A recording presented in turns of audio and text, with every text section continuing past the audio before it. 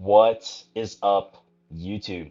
Today we're going to be going over MLDN and how you should be playing her, building her, things to be mindful of, her counters, what units that she synergizes with.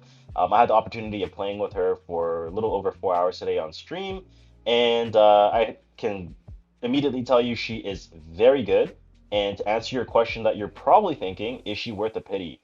My answer is no. And hopefully, with all the reasons that I've included in this video, that are going to be, have timestamps everywhere, will kind of prove to you guys why that is the case. But if you guys do enjoy this type of content, please drop a like, comment for the algorithm, and subscribe if you haven't already.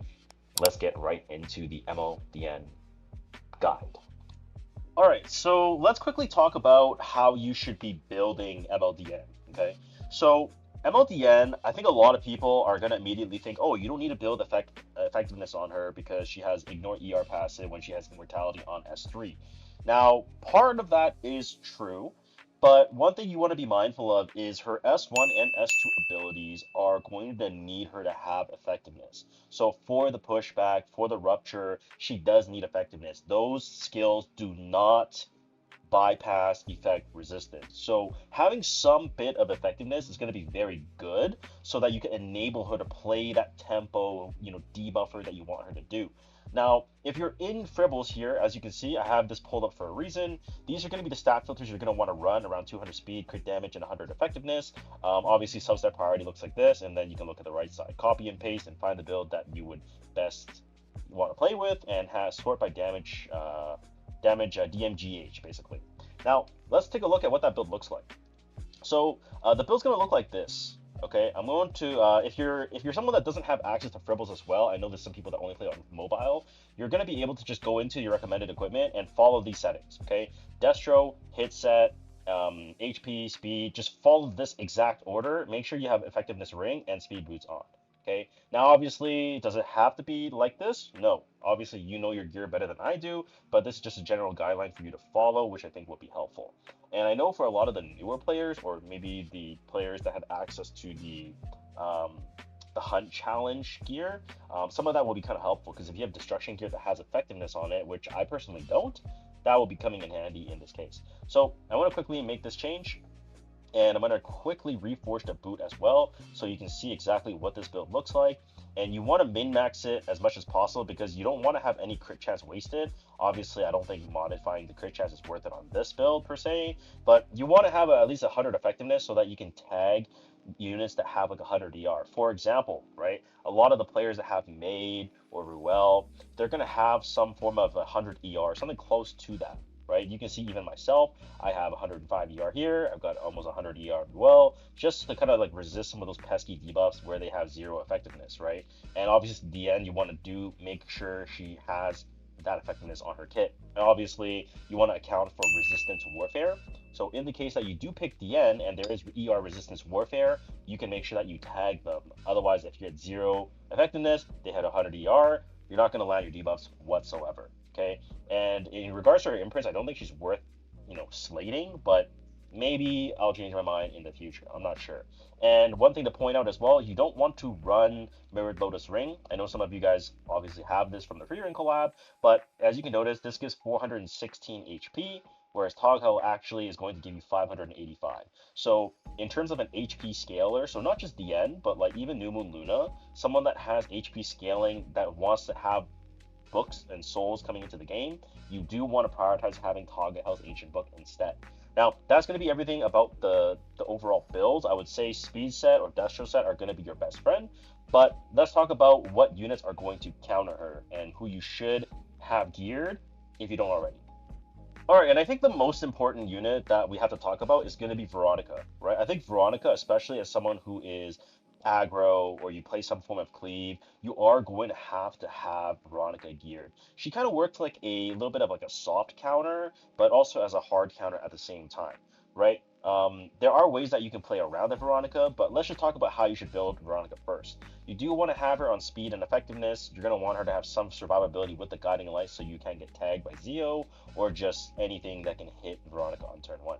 And the most important thing, I think a majority of players, myself included, after playing today, most of us had the decreased CREE on S3 on Veronica. But because Diene is now available and you want to make Veronica a hard counter for her, you're going to want to play the 30% extra combat readiness EE on the Veronica so that you can guarantee to cut. Right? Think about you players that have a speed Diene, right? They get 50 CR. If you're gaining 50, they're gaining 50, can be kind of problematic, right? So especially if they pair that with something like Sea Phantopolitis where they're pushing you back the initial 20%, right? You do need to make sure you cut 80% because at 80%, if you have 280, you could even drop this to like 250, 200, have it bulk your Veronica depending on your playstyle, change the artifact around. That's going to be your bread and butter so that you can guarantee counter the MLDN. Now, why is Balian actually a counter for MLDN? Well, obviously MLDN, as you can see on screen, she needs Soulburn to activate, part of her kit, right? Now, I will say Balian is a very soft counter because depending on the enemy DN's build, they can still beat Valiant quite comfortably if the DN is obviously faster, right? Obviously, when you pair it with units like Amid, or you pair it with units like, I don't know, Zeo, or Briar, or Polly, or whoever, right? If they have some type of like combat readiness enablement or pushback, then there's going to be a little bit of an issue there as well because Valiant won't be able to get the turn, right? So you do want to be careful with Bellion, but I do think if you have it on 3F or Elpris or Orias are all fine. Dien is gonna, one of the natural counters as well is straight up just forgetfulness, right? And no, I'm not talking about forgetfulness from Ethereal Restart. I mean forgetfulness in terms of you just playing the game, right? A lot of times, like, it takes some getting used to because her Soulburn ability is going to work for your team and for the enemy team. So sometimes if like you're fighting against MLDN, or if you have the, they might just forget about the Soulburn, and then you're going to be able to play to that advantage. However, any aggressive units that do Soulburn early on in the draft, so for example, Zeo, right? Zeo is most likely going to want a Soulburn early in the match because you can ignore ER. So if you have MLDN on your side as the person that's being cleaved, or you're playing against a person that's playing relatively aggressive into you, you can have that MLDN to kind of pressure the Soulburn ability, right? So that if he Soulburns, I'm going to boost up 50, and then I could potentially sway the game around, right? One thing to mention is obviously the S3 is not a strip. I think some people in chat today were like, oh, S3 strips, bro, blah, blah, blah. It does not strip. You need effectiveness. That's why you need to have effectiveness. Otherwise, the S2 that's tied with the strip is not going to work, right? So just please be mindful of that. Another unit that I think is kind of good is Hecate, but again, it's kind of like a soft counter because we still are waiting for the Warfare set to come from the new Otherworldly Hunt or whatever it's called, right? So that we can get that Warfare set so we have that pressure of pressing S3 on turn 1, right? So I think Hecate does stop the immortality on paper, similarly to how like Hecate is going to stop Ross, but you still get Ross cleave because everything else is faster. Similar to how Hecate stops Scales, but Scales can just cleave you by pressing S3. So Hecate is somewhat of a soft counter, but I don't think it's that good until the Warfare set comes out, and then we'll reconvene. We'll think about it again. Another unit that's also very good that I think is a little bit better is going to be ML Aria. Now, I don't have ML Aria fully geared, as you can see, which is not the point of the video, but just putting a pressure on the fact that her passive forces the enemy to require extra souls, right? That's going to be very impactful in the sense where if you only bring like, DN plus 1 book, you can't soul burn, right? How can Sea Phantopolitis push back Aria if, basically you're able to play ER Warfare rule, or you just have your team have some ER built in, they can't soul burn, then Aria is going to give you some good value in that regard. However, I will say it is not that great personally, from my opinion, because I played against some Arias when I had DN, and I kind of ran them over because there's just too much tempo. But a good player that can play with ML Aria in the right spots with resistance warfare with the right unit supporting her, I think has some potential. So please be mindful of that. Now, before we go into the, obviously we've talked about some of the counters. Let's talk about her synergies, right? Which units are going to pair very well with her. So let's go over there. All right, so first and foremost, Zeo is going to be the #1 synergy for MLDN. Why is that the case? Because he has a ability for Soulburn S3, but more importantly, he takes the first turn no matter what, or depending on your build. And so because Zeo is prevalent for the most part, that's going to be one unit that if you're already playing aggressive, if you're a cleaver, you should already know this by now, but if you don't, Zeo is going to be one of the best friends for MLDN. Now, obviously, with Zeo being an aggressive cleave unit, any other openers are going to be very strong as well, which I don't want to go over too much because there's so many openers. But like Renak, Luna, like any of these characters that have these strong soul burn abilities or just strong kids as an opener, they're going to be obviously good because you can outspeed people, right? But one of the openers out of that list that are very, very strong is Steve the Politics, right? Why is Steve the Politics so strong? Because Steve the Politics on S3 is going to be able to push back 20%. And because it can push back 20% and you get the soul burn from MLDN, the MLDN pushes you back an additional 30%. Now you're speed down, right? You have rage buff and you just push them back 50%. So it's very, very, very oppressive, right? Something like Infinite Horizon Acades is not going to be able to take their turn. It's going to be very, very strong in that regard. Another unit that I think is very strong as well is MLTU. MLTU is going to be really strong because you're pushing back so much combat readiness so that even if the enemy has like Sea Pentapolitis or they have like Holiday Euphine or something like that, you're still going to be able to get the cut because you're just pushing back so much combat readiness that it just doesn't matter, right? And obviously another good unit is going to be Barunka or just any form of tank down, right? Barunka, Yoha. As I mentioned earlier in the counters, her soul burn kind of works as a counter to aggro players as well, like on paper. So if you're playing like some kind of tank down, MLDN might be good in some spots. I think has some potential. And I think if you're someone that struggles with aim and cleave, if you're playing against aim and cleave, I think Sage Ball actually has some potential as well because when you have Sage Ball on that 3/4 slot, you're going to be able to like soul burn S2 and then DN can obviously cut. So if you don't have Sage Ball geared, I would recommend gearing him again because I think there is some potential when you play him in anti-cleave with MLDN in that regard. Now I'm gonna go over some of the games that we played and where she did well, where she did bad. So let's go over there right now. The Dark Witch. She's mocking me.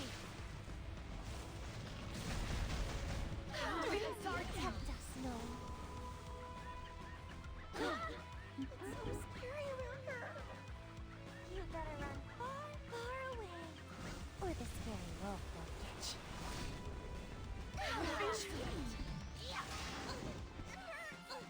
I'll prove my love to you. That twilight glimmer. Is that the color of your passing? Guard down. Now who's up for an experiment? Ow! Let my guard down. You mediocrity. You couldn't possibly comprehend. It's all so predictable and tiresome. With my hand. No matter how tiresome. First steps first.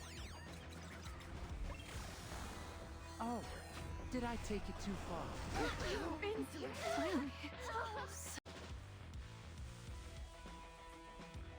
Time to face the consequences. Let my guard down. Consider this an honor. What a walk in the park this is. Huh? Let my guard down. Shall we dance? The odyssey of your life was meant to bring you here. I broke no falsehoods. Do not forget your past transgressions. I will save everyone. A stench most foul.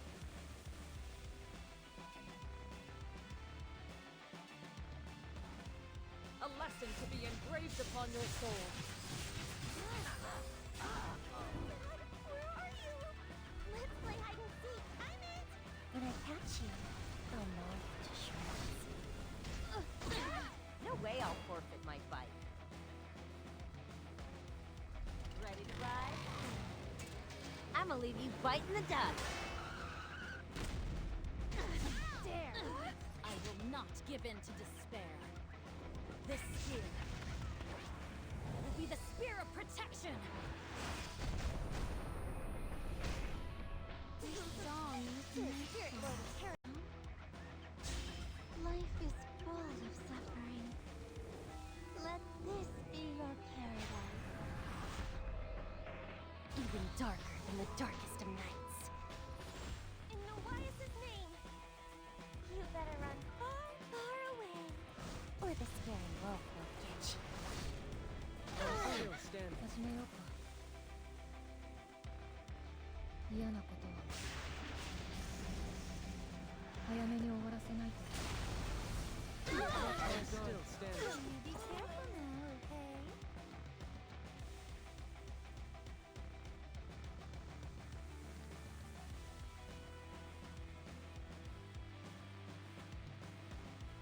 vitals? Check. Looking good. Now, wakey wakey! Think I can play my part right? Over here! 言っておくけど私強いよ。はっ。That's my god. ここで終わらせるよ。How ridiculous! Here, take my hand.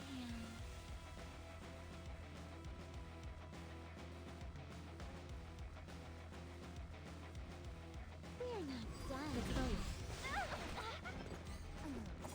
Will I be enough? Trust me.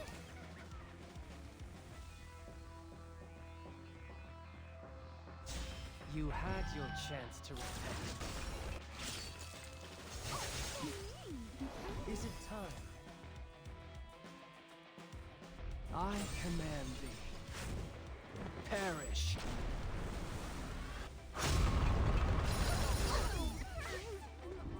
Where are you? Why is this me?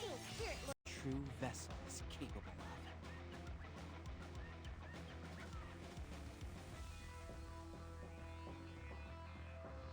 Go already. Now, kindly scoot out of here. An enticing lure will always be reliable. Your defiance amounts to nothing. Unworthy soul. Let your death burden this land. If they won't get out of the way, we'll cut our way through.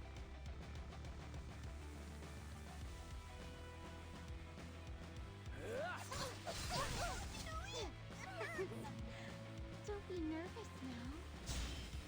The odyssey of your life was meant to bring you here. Protect us, Gnome. Why is this name? A spirit lord of character like Alrighty, so that's going to be the MLDN guide, debut, whatever you want to call it.